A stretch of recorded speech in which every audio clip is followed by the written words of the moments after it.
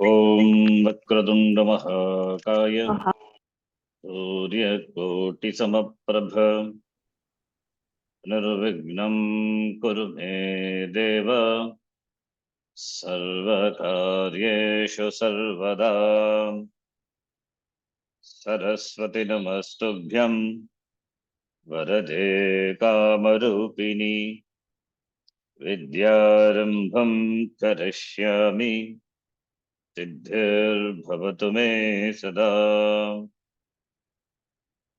Gurur Brahma Gurur Vishnu Gurur Devo Maheshwaraha Guru Sakshat Param Brahma Tasmai Shri Gurave Namaha Om Sahana Bhavatu Sahano Bhunaktu Sahaviryam Karavavahe Tejasvinavadhitamastu ma vidvishavahe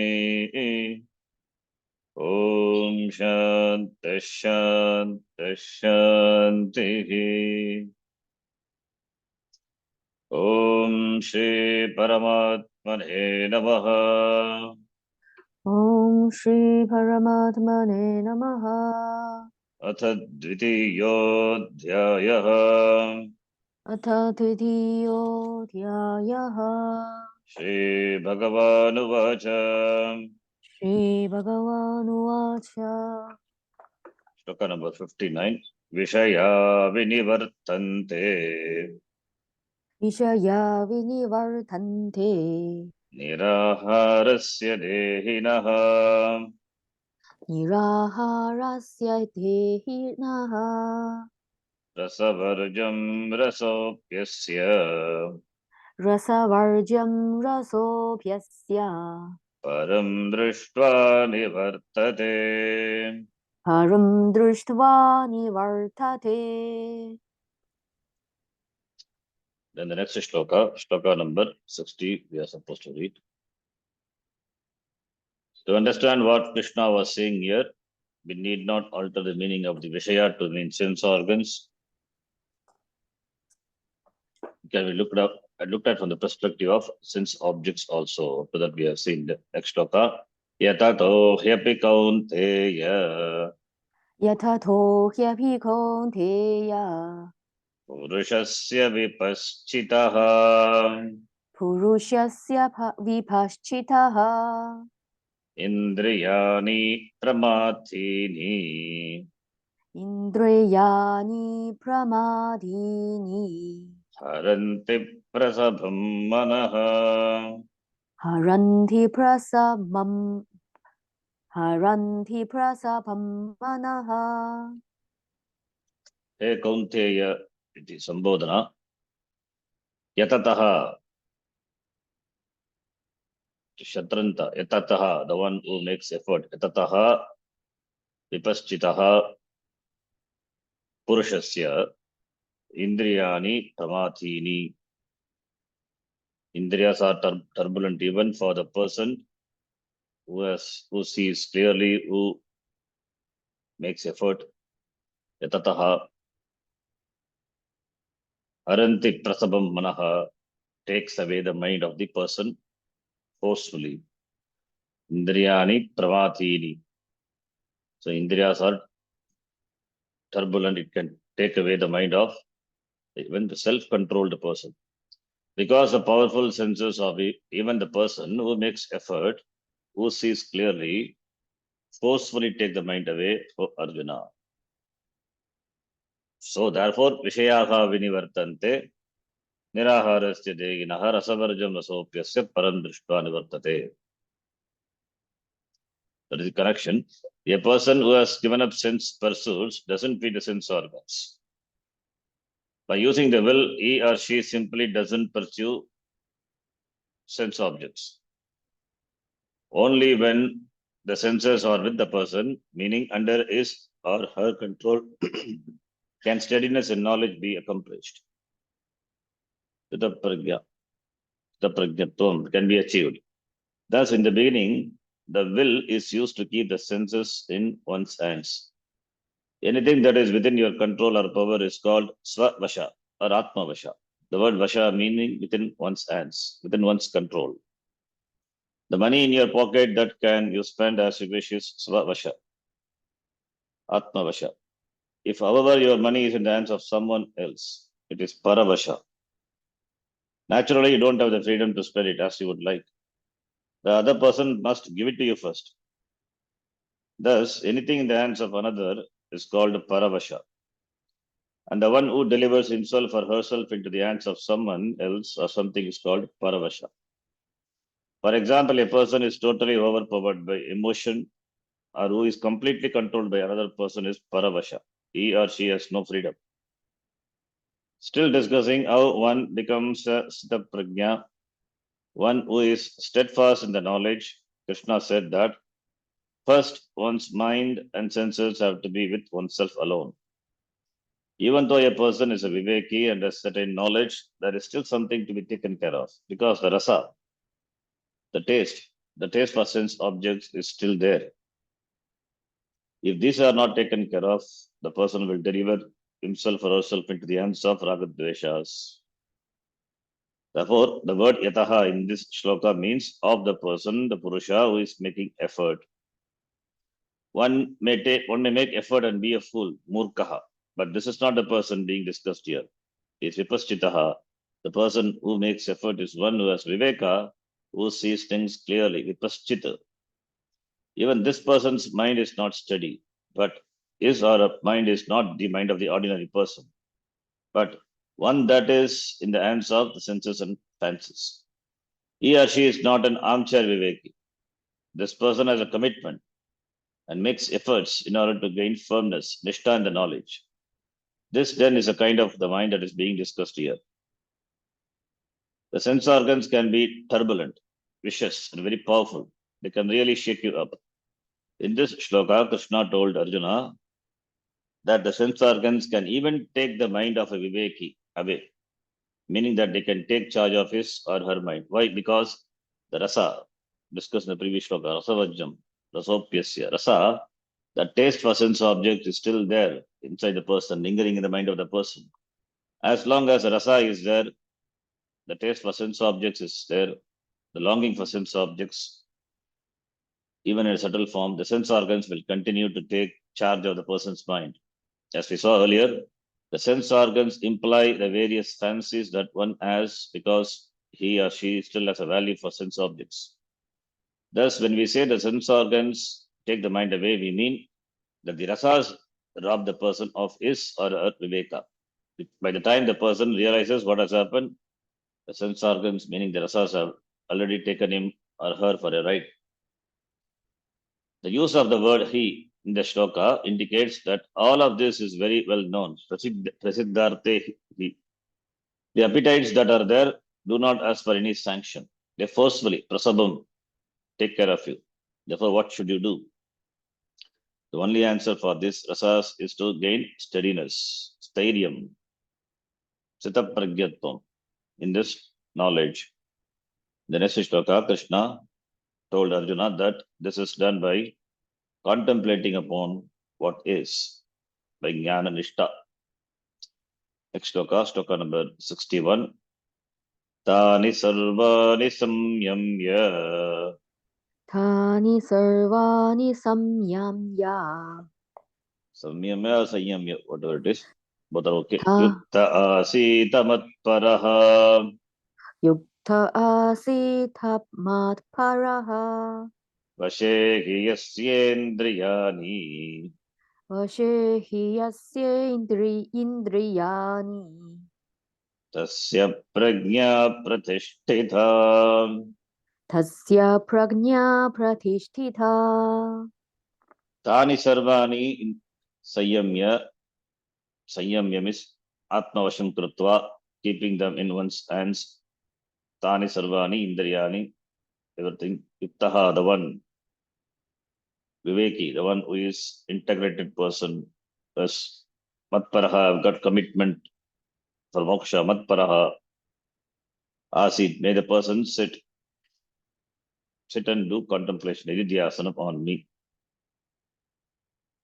Vashehi yasyendriyani, the sense organs under whose vasha, that person is a sthita pragya, is said to be a person of steady knowledge.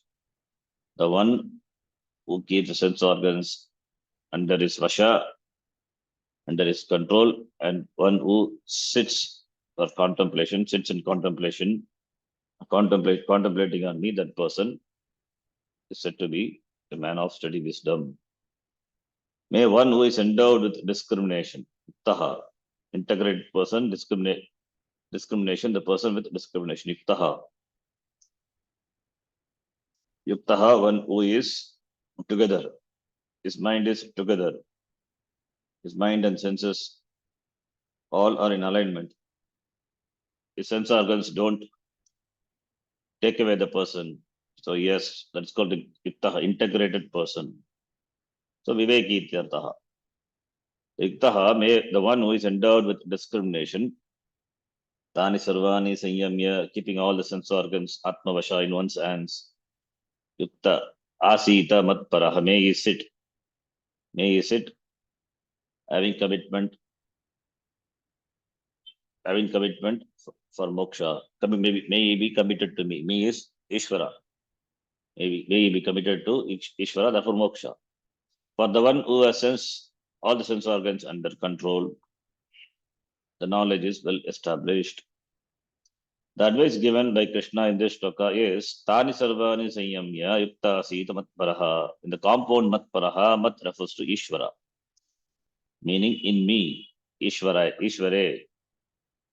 And the word para means to be committed to, commitment. Matparaha. Asita, may he sit and contemplate.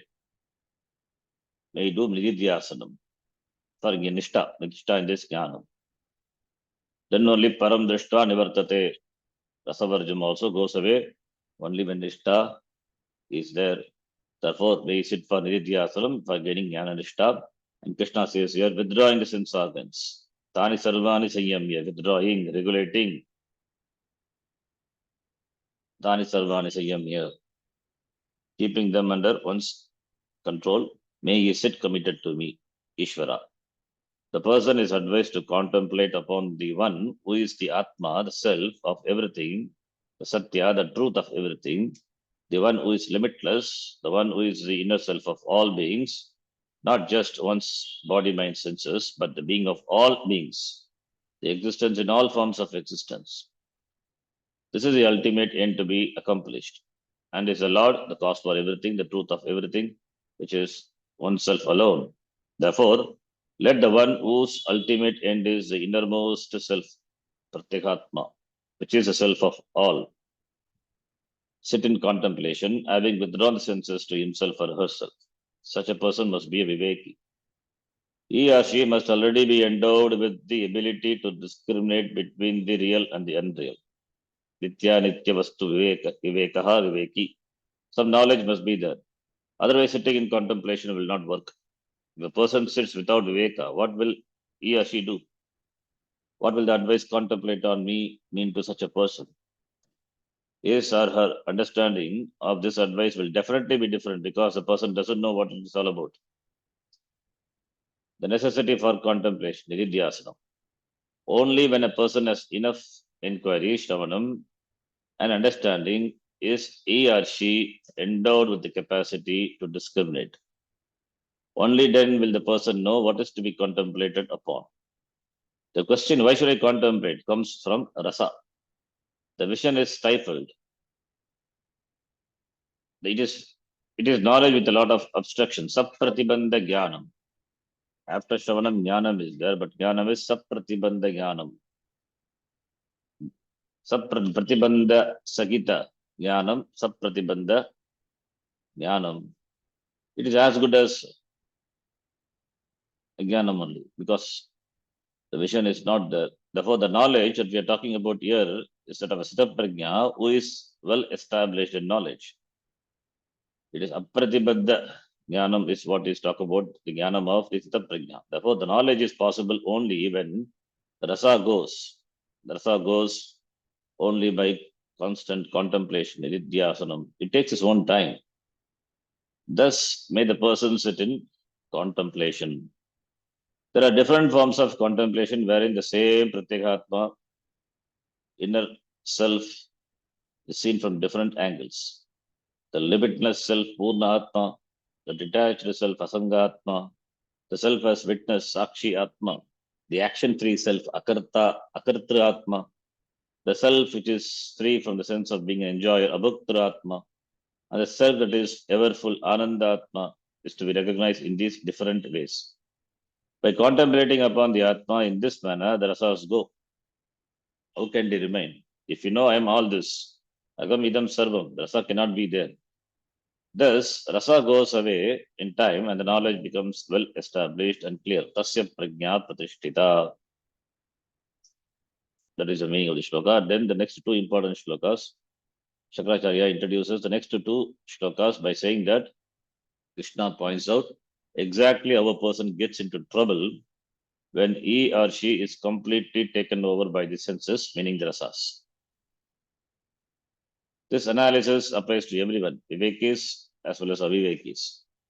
There is a common psychology here, the psychology of a desire, how a desire originates, how the pursuit of it begins, how it destroys one objectivity, and so on. All of which is set out in these two very important verses that follow. Following two shlokas to be read together.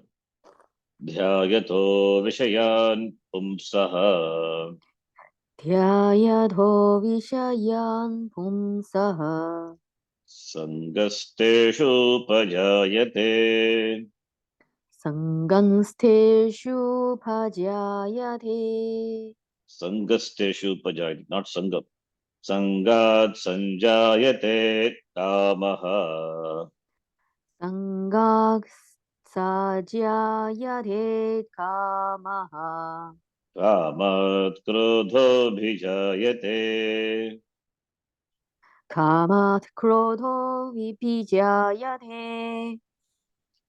Krodhat Bhavati Sammohaha क्रोधात् भवति सम्मोहः Sammoha Smriti Vibhramaha सम्मोहात् स्मृतिविभ्रमः Smriti Bhramshad Buddhinashaha स्मृतिभ्रंशात् बुद्धिनाशाः Buddhinashad Pranashyati.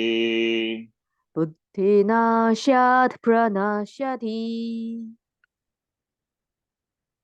So, Vishaya Dhyanam, Dhyayataha, referring to the person who dwells upon Vishaya Dhyanam, who dwells upon the Vishaya, the person who dwells upon the Vishaya, Sangaha, slowly the Sangha, with reference to the objects, the rasas,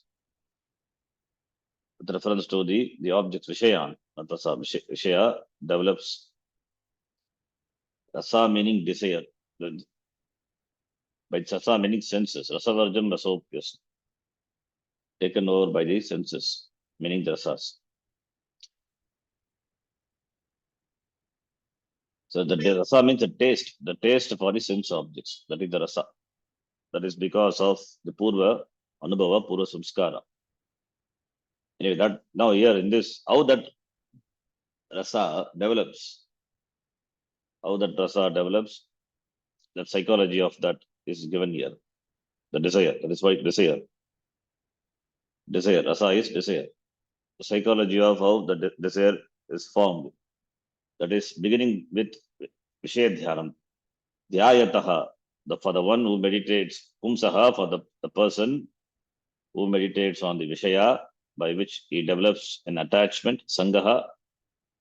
In the beginning, it is the Sangha because of remembrance of the Vishayas, a Sangha. It is not intense at this stage, but a connection and association is developed with the Vishayas. By that is born Kamaha. So Kama is born after that. In the beginning, it is only an association, initial association. That time not yet converted into kama. Later, that initial association, it's converted into kama. Then you become more attached. Then kama, when the kama is there, when the kama is sangat kamaha abhijayate, then when the kama is obstructed, desire is obstructed, then it gets converted into anger. So anger and desire both are same. Obstructed kama alone gets converted into anger. So krodha is nothing but a form of a kama only. When the kama is obstructed, then it gets converted into krodha. Then krodha, sammogaha, delusion, the person gets deluded. Sammohat, then by delusion, smriti vibhramaha, whatever he had studied, everything he forgets. Smriti bhramshat, buddhi nashaha, he loses the buddhi, the viveka. Then buddhi nashat pranashyati, because of the destruction of the buddhi, the viveka, he finally gets destroyed. Not physically, spiritual destruction. Smriti vibhramaha, loss of memory. Loss of memory means he forgets for time being whatever he had studied, Dharma Shastra, Vedanta Shastra, etc. Smriti vibhrama, that is called Smriti vibhramaha, temporary loss of memory because of overpowering, because he is overpowered by the krodha, sammoha, delusion. Therefore, whatever he had studied, that doesn't help at this moment for this person. And later, Smriti Brahmshat, Buddhi Nashaha, Buddhi, thinking, Viveka is lost. Then Viveka Nashe, Pranashyati, the person is finally destroyed. In the person who dwells upon the objects, Dhyayataha Pumsaha Vishayan, an attachment is born, Sangaha Bijayate, an attachment is born with reference to the sense objects. From that Sangha is born desire, Kamaha Bijayate, and from desire, anger is born, Krodaha Vijayate. From anger comes Sammogaha, delusion. And from delusion comes the loss of memory, Smriti Vibhramaha. And Smriti Bhramshat, the mind becomes incapacitated. The mind becomes incapacitated to function, to think. Buddhi Nashaha. Buddhi Nashat, Pranashyati, the person is spiritually destroyed. Even desired objects has its own peculiarities, its enticing qualities and desirable attributes. The object is not desired for itself. It is desired because it is seen as desirable.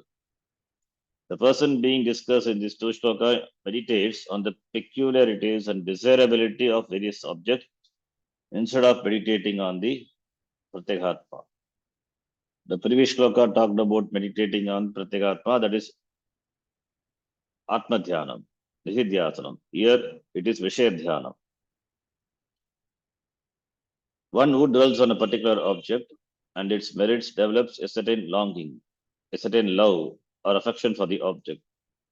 That is called Sangaha.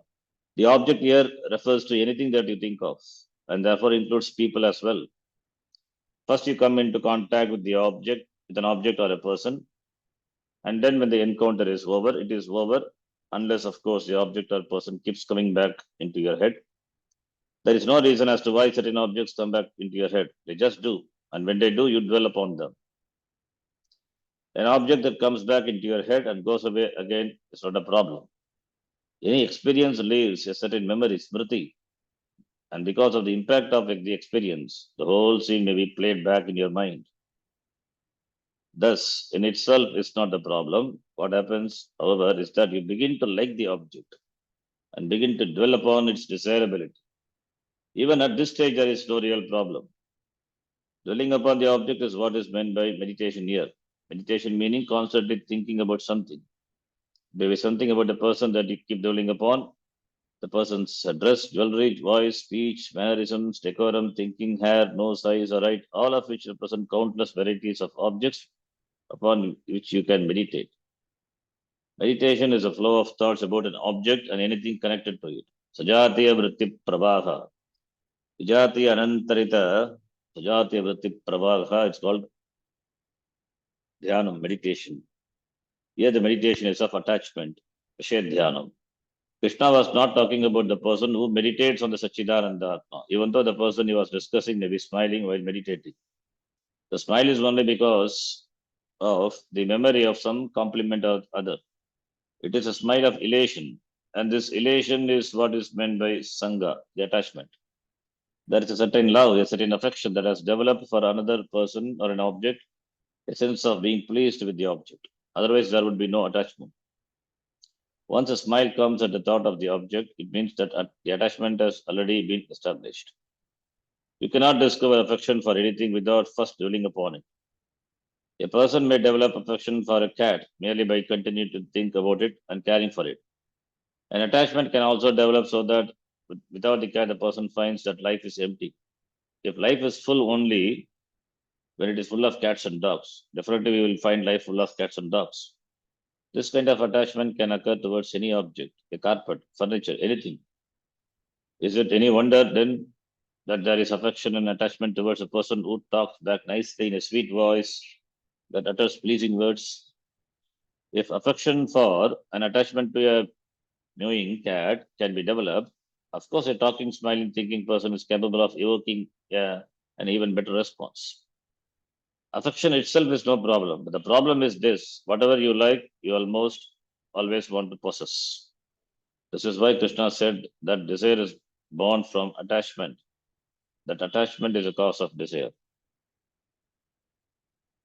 And because there are different types of objects, therefore there are different types of desires. The desire to possess, the desire to own, the desire to experience.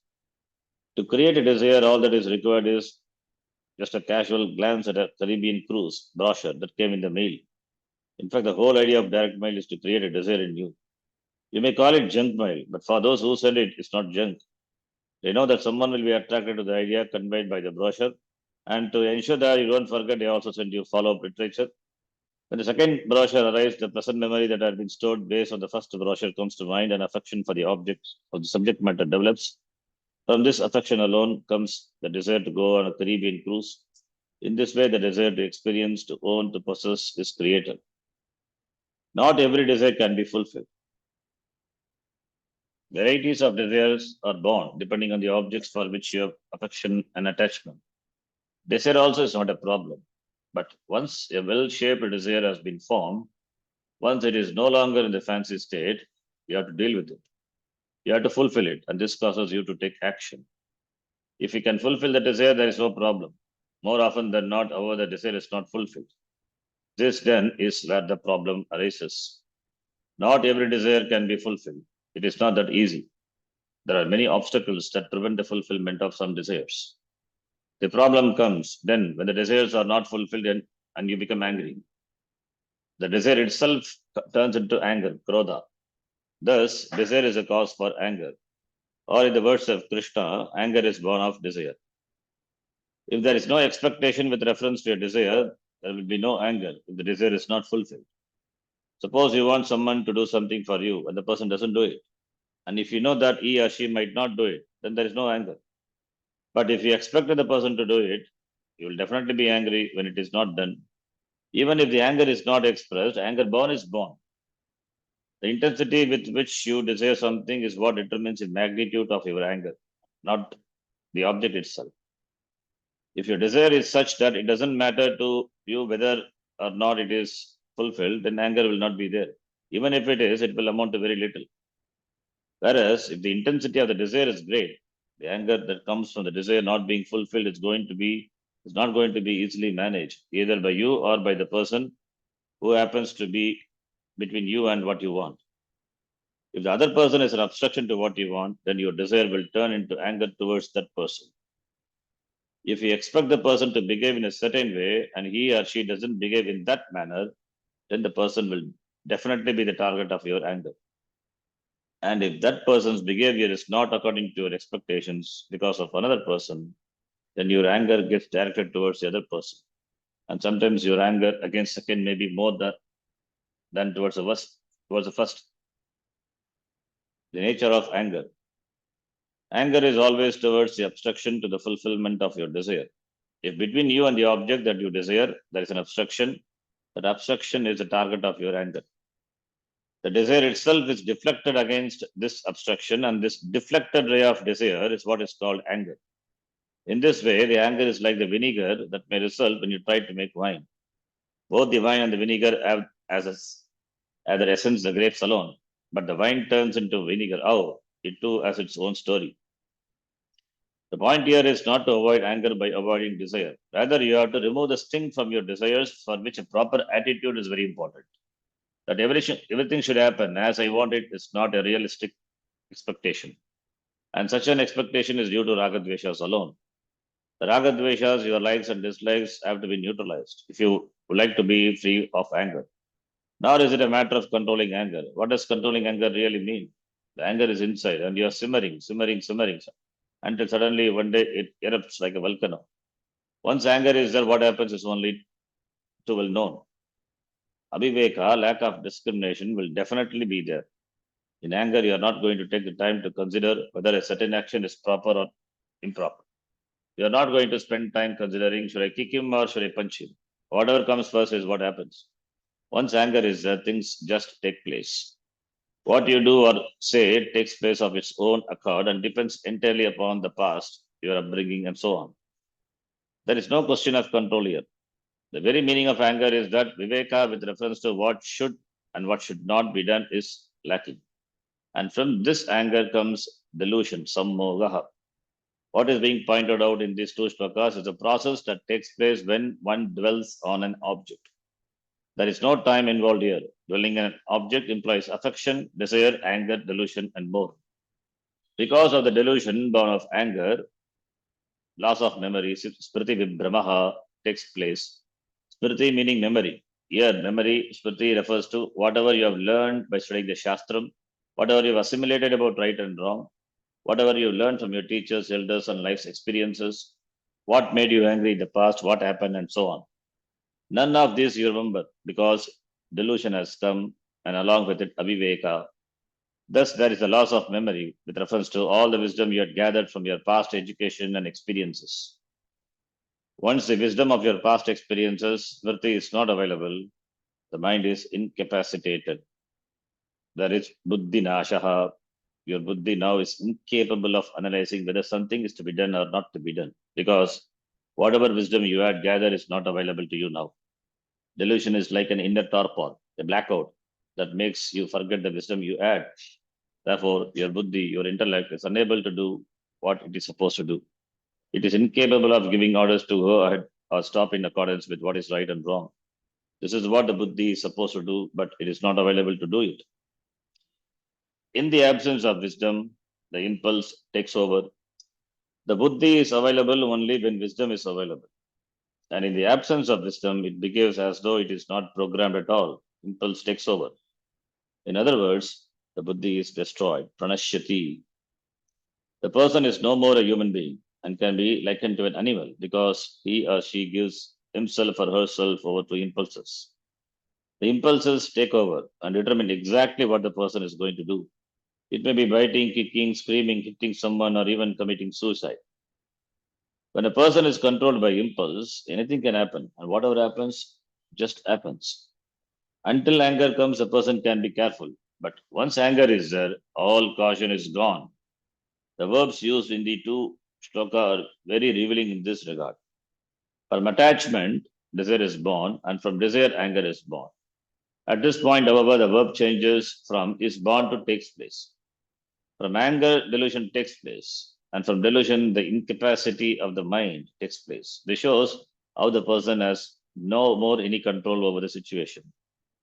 Once the anger is born, delusion, loss of wisdom, and the destruction of the person take place. Control is possible only before anger, and afterwards, what happens is history. Given that meditating on desirable objects creates problem for you, the message of the Gita is very clear. Instead of meditating upon objects, meditate upon the self. Instead of meditating upon your problems and inhibitions, meditate upon the pratyekatma, the inner self. Because if you don't, you will naturally meditate upon the objects, which is the cause of all your problems. Stop here. Om Purnamadav Purnamidam Namidam Purnat Purnat Purnamudachyate Purnamudachyate पूर्णस्य पूर्णमादाय पूर्णमेवावशिष्यते। ॐ शान्ति शान्तिः शान्ति शान्तिः शान्तिः शान्तिः। हरि हरिः ओम ॐ श्री गुरुभ्यो श्रीगुरुभ्यो नमः नमः। हरि हरिः ओम ॐ धन्यवादः। धन्यवादः।